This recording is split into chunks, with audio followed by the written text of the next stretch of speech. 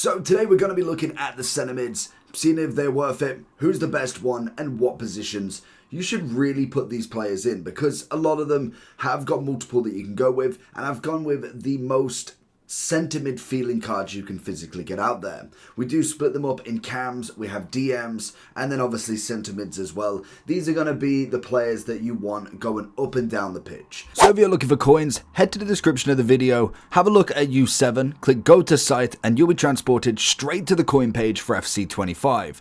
There is plenty amounts, and we know full well that U7 are the cheapest, safest, reliablest coins that you can get out there. Once selected your product, click buy, and you'll also be given a newcomer an extra bonus per time. Then obviously head over to the discount, type in JT11 for your discount code, and you'll be able to get that lovely 6% off every single time. And there is also massive creators that are on screen that are also affiliated with U7 Buy. And if that's not enough to convince you, there is lots of different reviews that you can go on Trustpilot and have a look for yourselves. Safe, reliable, and fast. They're not going to be more attacking focused, more defensive. Some definitely have got a bit of both. They have really managed to kind of get their stats up, and I think one that is very much up there in terms of what he's kind of created with him, and it's mainly because as well the Playstyle Plus. Tonali is an absolutely fantastic card, and I'd love to be able to spell his name to get him over to Footbin, because most definitely the card itself is a very decent one. You've got himself a big upgrade across the shooting, the passing, the dribbling. His defending was already at a decent level. He then got the incisive pass as well, which for me has made him into a card that you definitely want to have a look at the very minimum. Now, I'm not saying that he's absolutely number one, because we have got so many top end cards. When you're looking at Hullet, you're looking at a Bellingham potential, you're looking at Vieira. They're obviously far beyond the reach of some cards. Now, obviously, with Tonali, there's the potential eventually he will get to the Evo stage. But I think for this point, I think he's very usable still. There's a lot of cards out there now that you look at and think, well, I mean, they're good, but are they really top meta? But they still give you what you need. Tonali's going to do that most definitely, because in terms of the midfield, if you use it with a just a solid 2, maybe you've got a cam and a centre mid, a cam and a DM, 2 centre mids and a cam, depending on what formation you go with, will depend on how you play with this card. I play with a 4-4-2. Personally, I have 2 centre mids that have got decent defending, but have got the incisive pass for them balls out wide to the wingers, to the strikers, and Tonali's going to add that lovely defensive option as well. Like, Bellingham's great. When we look at the Bellingham card down here, he's obviously had the biggest upgrade, and to be honest, I think he's a lot better than the other version. You've obviously got himself with the incisive pass on the ultimate cover one, whereas in comparison to the relentless on his 93, it totally changes the card. Now, obviously, the stats have had a little bit of an up and down. We've got a bit more shooting on the UCL version. We've got a little bit more defending on the ultimate cover. Again, with the UCL, they've got more physicality. But the incisive pass is what's going to make this card, as well as then just generic play. He's obviously going to have relatively the same sort of pace, so there's nothing really too crazy there. And I do think when we look at both of them, I'm absolutely loving the relentless version. Now, it doesn't mean that the UCL version is rubbish, because he's still a very, very good player. But if you are utilising the Playstyle Pluses, I would much rather go for the ultimate cover than I'd go for the UCL version. Now, obviously, you're going to still have that one as very usable, because it's Bellingham. He has got some very good stats across the board, decent roll plus, but it is mainly the incisive pass for that ultimate cover that really takes it up for me. And as we go down the list in terms of players, I think another one that is absolutely fantastic at the moment is going to be Gavi. Great SBC, but also when you're looking at these sort of cards that now are 88 rated, 87, even some that are 86, and then kind of now getting into the 89's potential. We're not quite there, but we look at the stats and think, okay, well, he's a solid card, and 165,000, I'll absolutely take it, but he might not be going into your starter team. He may not even be on the bench. But the base stats that you've got, the 99 dribbling that he possesses now, is a phenomenal trait to have in general, because the EVOs that could come, more shooting, more pace, more defending, more physical, already got some good passing. That could be a great card in the future that we are looking at an EVO. I still think he's quite usable right now, but at this point, I think with him, if you've already got centre mids that you can use that are a little bit better, because the defending shooting isn't necessarily crazy. The dribbling is going to feel incredible, but the Evo on him could be absolutely brilliant. And the same for the likes of like a Gravenberch, a Joel Linton, even a Gallagher and a Douglas Luiz. When you look at them cards, in terms of what they've got on their base stats, they could be a potential threat going forward in the future as well. Now, obviously, there could be a chance that all of them get an upgrade by then. And that is more than possible that you can see a lot of them. Maybe the likes of Gravenberch would. Lamar, I think, is a absolute shoo-in for an evolution at some point soon. Obviously, it could have had some in here, but like a proper Evo, not just a flash where you get shooting and pace. You need a proper Evo for him, and he most definitely will take that 100%. When you look at the likes of Gravenberch, I think he's one that could actually go in. He's obviously coming in quite expensive. He's got himself some nice stats. You're going to throw like an anchor on him at the minimum, or even a shadow, because you've got at least a little bit of physicality. The defending needs a bit more. So if you go with a shadow, to be fair, I mean, you only get a little bit more. It's the pace that you get the most on. So possibly keeping the anchor would be the ability there. But long ball pass, potential chance of a double play style plus, it's a usable card. It's a very, very usable card. He's had so many fantastic Evos in this game at the moment. When you look at the likes of Joel Linton, I think for me, it'd be the likes of Douglas Luiz in the usable, and then the two Gallagher and Joel Linton would again be Evos. Moving down forward then, we'll have a look at some of the most meta ones. Obviously, you've got the two different Hullets, which I don't think is any surprise to anybody. They absolutely run the midfield. Now, whenever you come up against him, he's just absolutely everywhere. And to be fair, he's 4 million coins. Of course, he's going to be everywhere. We've got 2.5 for his base version, which is actually probably the cheapest we've got a singular Hullet at this point in the game. So early on. Normally, you've got like, say, a Winter Wildcard version that's 12 mil. You've normally always got that mass Hullet that's just crazy price. 4 mil isn't that bad for a Hullet. No, if you go back and look through the cards of him, he's normally incredible amounts of price. And that's probably because we have got a lot of choice. It's not like, well, I mean, Hullet is probably one of the best options, but it's not as if you have to use him. If you're in, obviously, the top of the top, maybe you'd need to kind of get away with some of the better cards, but you could definitely get away with a lot of the very usable and still be pretty comfortable in the game. Now, obviously, Patrick's going to follow him. Matthias is going to as well. I think they are just, without a doubt, incredible cards. When you look at the Matthias cards, maybe even now you could potentially bring the bottom versions down, because I would say Bellingham with his incisive, Tonali the same, could put a shift in as well, because when you look at what you could have as the options, I think Hullet is just an absolute brute going forward. Maybe lost a little bit of meta ability with that aerial plus, not having that ability to put him on the corners anymore. When you look at the likes of Vieira with the anchor, he is kind of more DM-ish, but he's still a very imposing factor in a centre mid. And then Matthias is absolutely everywhere. He's got himself his power shot, which I think is still very nice if you're going to go for it. He's obviously got the decent stats across the board, 1.8 mil as standard, and he does run that midfield very well. So for me, they've always been better. And I think when you look at a Bellingham, if he was 93, 94 with a double play style plus, with the incisive, with the 4-4, the stats upgraded, that's when I think he challenges here. And I can imagine a lot of these centre mids will be waiting for a Team of the Year. They're going to absolutely trump icons until we get Team of the Year icon Vieira, Matthias and Hullet, because you know that's going to come most definitely. But kind of going away from then, so let's have a look, because you've got still some players that you could throw in. I think the likes of Barella, his SPC has gone now, but a brilliant centre mid if you're looking for an Italian team, you're looking for Serie A. Buffon, on the other hand, I've just wanted to speed it up, but Buffon is one of them cards. I think he just didn't hit. He's a nice card. It's something different. Obviously, he's 91 in the centre mid, can play all through the midfield. Stats upgraded, fantastic. He's obviously coming in at 6'4". He's got to be, like, he's usable. He's one of them cards that I think, looking at him, he should be very good, and he kind of reminds me a little bit of the Milinkovic-Savic keeper that was, well, like 6'7", something 6'8", or something like that. But he's not quite that meta ability. I'd say he's absolutely usable, but I'd say he's kind of more gimmicky than the real deal of a Peter Cech up front, which I can imagine we will get at some point again. We then look at the likes of Little.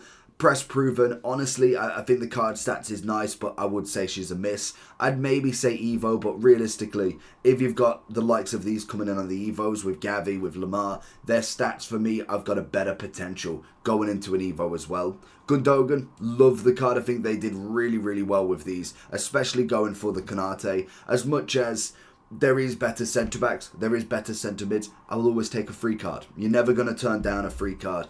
Obviously, he didn't get the upgrade that he wanted. He's got the first touch plus, so he's decent enough, but for me, I think the pace would let it down slightly.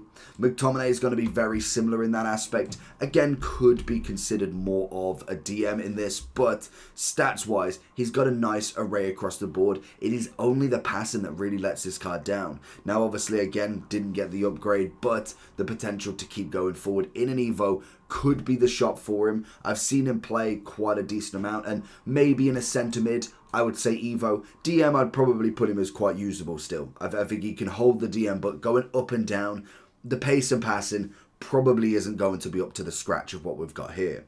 We have got a new Mainoo as well. The first one that we've got definitely trumps a lot of the Evos that I've got him in, but he is 88 rated. Very, very nice rounded stats. And again, you've got the options very much like Gravenberch, where he's a solid card. He's a very well-rounded. Still not the best. Like, I do think in-game he does portray a little bit lower than what his stats are suggesting. But you've got the chance of now either continuing your you continuing your evolution on him, or you could scrap your Evo and go with this one as the new base. It is a potential. He's usable.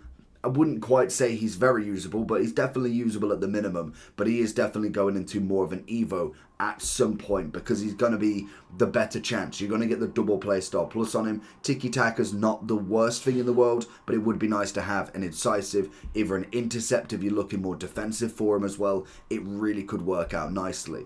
Lampard, easily going into the Evo. Terrible card to start with. I mean, he was just made to go into an evolution at some point. Loftus-Cheek, very usable.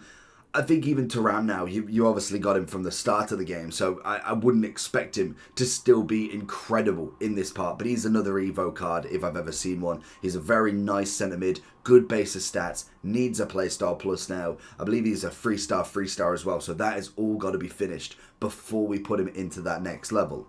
We then have Sauer into the very usable. I think Gavi with his upgrade, very, very nice indeed. It kind of why I've put Pirlo in this list, because the difference is absolutely crazy. The double playstyle plus, the better playstyle plus, and the upgrade in itself is just phenomenal for this card. 280k, very cheap midfielder, links with a lot of the Spanish guys, Pedro Porro being another one that can come in and rock it.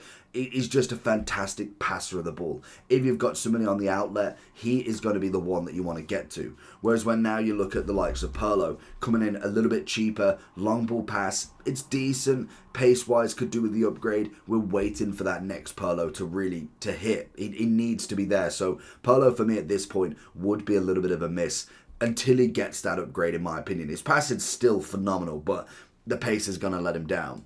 Abile would still come in quite very usable.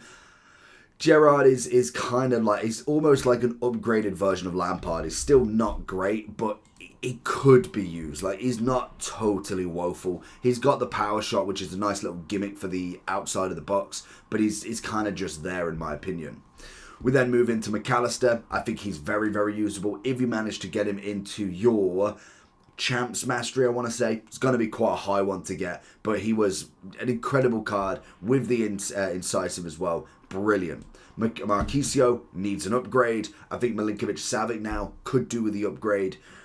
Modric is a funny one because some people really like him. I think I said before that he was a total miss and people went nuts. I'm still standing by it. I don't like technical, especially on a centre mid. Like, I can get away with a winger or a striker potentially having it. It's not my favourite, but a centre mid is not going to use it for my benefit. So for me, even an Evo might not do this card. I think he needs a whole new base, another like 90 or 91, double playstyle plus, change in playstyle plus, and just a nice stat upgrade. We then have Patry. I would go more usable now. I'd say Reyners would be about the same as well. When we look at the kind of the likes of a De Jong now, and we look at a Putellas, a Wirtz now taking the upgrade, I think her kind of standpoint is now slowly losing it down, but she's still usable. Like, obviously, there's a lot of centre mids now. We have got now another one from Barcelona. You had Bonmati, you had Patry, you had Putellas, and now you have Rolfo again, managing to get the second winter wildcard centre mid, incisive long ball. I mean, she already takes the cake really there. That is a fantastic card. She was really, really good last year. And again, it's just another one that you throw in. And unfortunately, she's kind of doubled up on Patry at this point. We then obviously have Putellas. I think stats-wise, she throws herself into the hat. Honestly, I'm a big fan of this De Jong. I think he has got the probable cause to be, I would say, in that top meta. He is wonderful. You've obviously got the two different versions. You've got more of the DM with the slide tackle and bruiser, and then you've got the incisive and tiki-taka. For me, that card is outstanding. Big upgrade in comparison to what we're seeing here. Great passing upgrade. Obviously, the shooting's gone up, the pace. A little bit more on the defending, physical, and obviously the dribbling. But he already had a decent level on this. I would go up there. I really would. And the second one I'd put up there as well in terms of a player. I love Valverde in this game. When they give him another upgrade with the double play, that is going to be the card that you want. I just think in terms of an all-round centre mid, he absolutely works it. He's got the power shot like Matthias, but stats-wise, pace-wise, defensive ability-wise, he's one of my favourite in there, without a question. We then throw in a bit of Bonmati in her 92 and also her 89. I think like Bellingham, she's still a very nice card, but I would have said Bellingham is a much better card that you could have gone for in that ultimate cover pick. There was only two of them, and I think with the incisive, it just had to win. So for me, I would go usable at the minimum. Zia Emery, Evo, obviously. Z Roberto, another fantastic centre mid SBC. Does play it really well. Obviously with the technical, it kind of is what it is, but I think in-game ability is very good, and he's wearing a Christmas hat. Of course he's got to be there. Then you got Beckham. Beckham, he needed to be awaited, to be honest. I know they went with the Centurion for him, but they could have done a much better job going for a winter wildcard version, especially if they knew that that was going to be a thing, if they've planned that far ahead. It would have been so much better to put him as a centre mid. I know he can play a centre mid, and he's obviously had the upgrades in similar, but it needed to be a winter wildcard version, in my opinion. They gave him the incisive pass, which is beautiful. It's very, very good for the centre mid, but I wouldn't say a top meta. He could have been. He really, really could have been. I'd just say at this point, he's more probably very usable for what you're going to use him for. In terms of a defensive centre mid, not really going to have too much of a standpoint, but passing, he's going to be one of the better ones. Wirtz is going to do the exact same as well. Bastian, I'd say usable, and I'd very much just use that with Scholes as well. The only reason why Scholes is only just in there really, well, same with Bastian as well. They're towing the line. Obviously with Scholes, he's got the 99 passing. It's a good mobility sort of card. Obviously he's had a little bit of an upgrade across the board, which is nice. The agility going up by 7, getting a little bit more on the composure. The passing is kind of that extra value, and potentially an Evo. It really could be. Nobody's safe. It seems to be that last year they were gatekeeping icons away from being Evo'd. Now it's just throw anybody in. As soon as it gets to the point where 89s are too low, they will throw anybody into that Evo. We then have Vitinha, another standard card. I'd kind of go more usable. Very much like Scholes, potential going into that Evo when he can. And Foudy, I quite like her into the very usable, to be fair. Now, that is going to be the centre mids. Let me know if anybody's up or down, and I will catch you all for the next one. Peace.